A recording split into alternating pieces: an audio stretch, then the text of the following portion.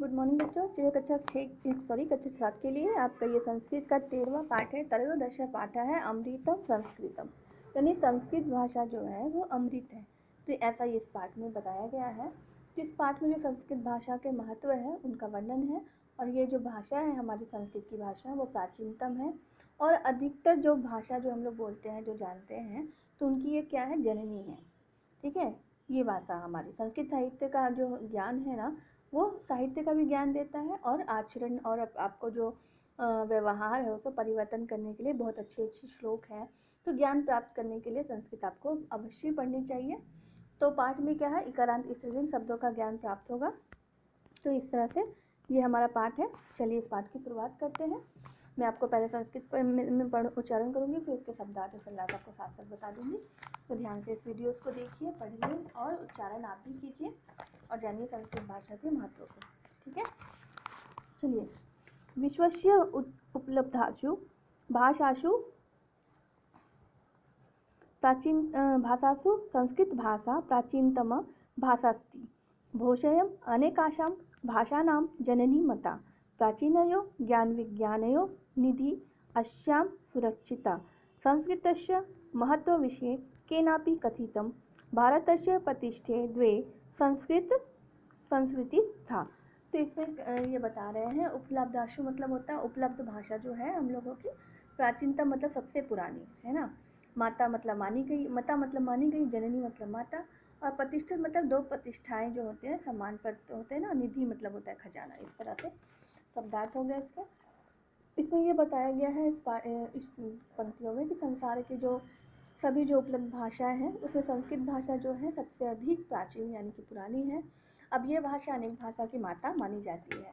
प्राचीन ज्ञान विज्ञान का जो खजाना है उसमें ये सुरक्षित है। और संस्कृत के महत्व के विषय में किसी के द्वारा जो कहा गया है, दो प्रतिष्ठाएं हैं, संस्कृत और देश की संस्कृति। तो ये हम लोग जानेंगे। ठीक है, इयं भाषा अतीव वैज्ञानिकी। केचन कथयन्ति यत् संस्कृतमेव संगर्कस्य कृते सर्वोत्तमा भाषा। अस्या वाङ्मयं वेदैः पुराणैः नीतिशास्त्रे चिकित्साशास्त्रदिभिश्च समृद्धमस्ति। कालिदासादीनां विश्वकवीनां काव्यसौन्दर्यम् अनुपमम्। कौटिल्यरचितम् अर्थशास्त्रं जगति प्रसिद्धमस्ति। गणितशास्त्रे शून्यस्य प्रतिपादनं सर्वप्रथम आर्यभट्टः अकरोत्।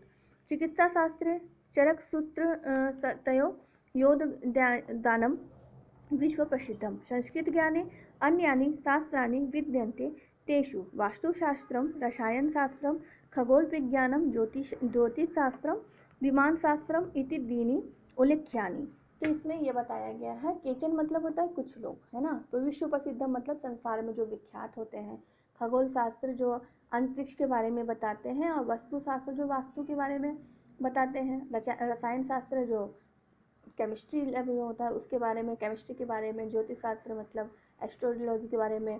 विमान शास्त्र मतलब विमान शास्त्र के तो आपको पता है।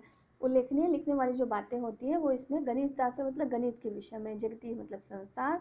अर्थशास्त्र, गणित शास्त्र, उसके बारे में इसमें कहा गया है। यह भाषा जो है बहुत वैज्ञानिकी भी है। कुछ लोग कहते हैं कि संस्कृत ही कंप्यूटर के लिए सर्वश्रेष्ठ और सर्वोत्तम भाषा है। इनके साहित्य जो है वेद पुराण से, नीति शास्त्र और चिकित्सा शास्त्र आदि से परिपूर्ण होती है। कालिदास आदि विश्व कवियों का काव्य सौंदर्य अतुलनीय है, जो हम लोग संस्कृत भाषा में पढ़ते भी हैं। और चाणक्य द्वारा रचित अर्थशास्त्र संसार में प्रसिद्ध है ना। गणित शास्त्र में शून्य का प्रयोग सबसे पहले किसने किया था, तो आर्यभट्ट ने किया था। अब चिकित्सा शास्त्र में चरक और सुसूत्र का विज्ञान विश्वविख्यात है। और संस्कृत में जो दूसरे शास्त्र हैं उसमें वास्तुशास्त्र, रसायन शास्त्र, अंतरिक्ष विज्ञान, ज्योतिष शास्त्र और विमान शास्त्र इत्यादि क्या है वो भी उल्लेखनीय है। संस्कृते विद्यमाना सूक्तया अभ्युदयाय प्रेरयन्ति यथा सत्यमेव जयते वसुदेव कुटुम्बकम विद्या मृत्युमनुस्नुते योगः कर्मसु कौशलम् इत्यादयः। सर्वभूतेषु आत्मवत् व्यवहारं कर्तुं संस्कृत भाषा सम्यक शिक्षयति। तो विद्यमान मतलब होता है विद्यमान, ठीक है। अभ्युदय मतलब भौतिक उन्नति जो होती है उसके बारे में। सत्य मतलब सत्यमेव मतलब सत्य ही। वसुदेव मतलब वसुधा पृथ्वी जो एक है हमारी, विद्यादय मतलब विद्या जो द्वारा जो अमृत तो हमें प्रदान होती है वो, उसके बारे में सर्वभूतेषु मतलब सभी प्राणियों सभी जाति के प्रति। तो संस्कृत भाषा जो है वो साहित्य में विद्यमान जितनी भी शक्तियाँ हैं उनके भौतिक उन्नति के लिए क्या करती है, वो हमें प्रेरणा देती है। जैसे सत्य की सदा विजय होती है ना। सारी पृथ्वी क्या है, एक छोटा सा परिवार है, वसुदेव कुटुंबकम हम लोगों ने पढ़ा था। उसी तरह क्या है, सत्य की सदा क्या होती है, विजय होती है। विद्या द्वारा क्या होता है, अमरत्व की ज्ञान प्राप्ति होती है। विद्या द्वारा क्या होता है, मनुष्य अमर हो जाता है और अपने कर्म जो है उसको कुशल बनाने में जो उसको निपुणता हासिल होती है वो कैसे होती है, विद्या से हासिल होती है। तो इसलिए सबके प्रति जैसा व्यवहार करने के लिए हमें किसमें शिक्षा मिलती है, तो संस्कृत भाषा में। आपका व्यवहार किस तरह होना चाहिए दूसरों के प्रति, आपके बड़ों के प्रति, छोटों के प्रति, तो ये हमें कहाँ से ज़्यादातर पाठ में पढ़ने को मिला है अभी, संस्कृत की भाषा में। तो इस तरह से ये हमारे ज्ञान के विकास के लिए और हमारी अच्छी कुशलता के लिए, व्यवहार के लिए संस्कृत भाषा बहुत बड़ा योगदान है, यानी कि अमृत है। इस तरह से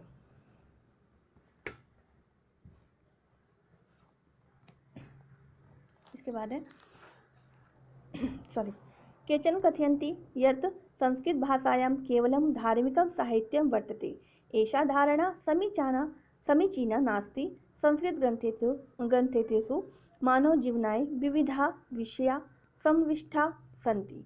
महापुरुषाणां मति, उत्तमजनानां धृति, सामान्यजनानां जीवनपद्धति च वर्णिता सन्ति। अतः अस्माभिः संस्कृतम् अवश्यमेव पठनीयं। तेन मनुष्यस्य समाजस्य एवं परिष्कारः भवेत्। उक्तच अमृतं संस्कृतं मित्र, सरसं सरलं वच, भाषासु महनीयं यद ज्ञान विज्ञान पोषकम। तो इसमें क्या था, केचन मतलब होता है कुछ, धारणा जो होती है सोच, मति मतलब क्या होता है, बुद्धि। हम लोग कभी कभी यूज़ करते हैं ना, मति भ्रष्ट हो गई ये क्या, तो हम लोग का कहने का मतलब होता है बुद्धि के बारे में। तो मति मतलब होता है बुद्धि, जीवन पद्धति जीवन की प्रणाली, परिष्कार शुद्धि, है ना। वच मतलब वाणी, महनीय मतलब आदरणीय जो पूजनीय होते हैं, पोषकम मतलब पोषण करने वाला। और इसमें क्या कहते हैं, इस पंक्ति में कहा जा रहा है कि संस्कृत भाषा जो है ना वो केवल धार्मिक साहित्य के लिए नहीं प्रचलित है। यह सोच धारणा बहुत जो है वो गलत है। संस्कृत ग्रंथ में क्या होता है कि वो मानव जीवन के जितने भी विभिन्न विषय का जो है ना वो समावेश है, बहुत सारे विषय का वो समावेश है। गणित में जैसे गणित भी हो गया, हिंदी भी हो गया, संस्कृत में बहुत तरह की आपको विज्ञान की बातें भी सीखने को मिलती है। तो महापुरुषों की बुद्धि, सज्जनों का जो धैर्य होता है, सामान्य मनुष्यों की जो जीवन प्रणाली पद्धति होती है उसके बारे में बताया जाता है। और इसके लिए क्या करता है, हमें संस्कृत पढ़ने की आवश्यकता होती है। और संस्कृत क्या करना चाहिए, तो हमें अवश्य पढ़नी चाहिए। और मानव की और समाज की शुद्धि के लिए भी कहा जाता है इसमें। अब क्या है, मित्र अमृतम संस्कृतम मित्र, सरसम सरलम वच, भाषासु महनीयम यद ज्ञान विज्ञान पोषकम। तो मित्र जो है, संस्कृत जो है अमृत है, ठीक है, सरस भी है और सरल इसकी वाणी भी है। भाषा में जो सम्मान के योग्य है वो क्या है, वो संस्कृत की भाषा है। ज्ञान और विज्ञान की जो पोषक और पोषण करने वाली है वो क्या है, तो संस्कृत की भाषा है। तो ये हमारी बहुत सारी भाषाओं की आप जननी से कह सकते हैं। अब ये शब्दार्थ आप अपने कॉपी में लिख लीजिए, ठीक है। उच्चारण कुरुता ये आप उच्चारण कर लीजिए, और जो प्रश्न उत्तर है वो अपने कॉपी में लिखिए, और जो ये जितने भी अभ्यास कार्य है बुक में, आप उसको बुक में लिखिए, है ना। चलिए अब हम लोग दूसरा, तीसरा, चौथा इसके बाद वाला पार्ट पढ़ेंगे, 14 पार्ट पढ़ेंगे। चलिए अच्छे से घर पर रहिए, मन लगाकर पढ़ाई कीजिए, परीक्षा की तैयारी कीजिए, अपना ख्याल रखिए। Okay, take care, bye bye.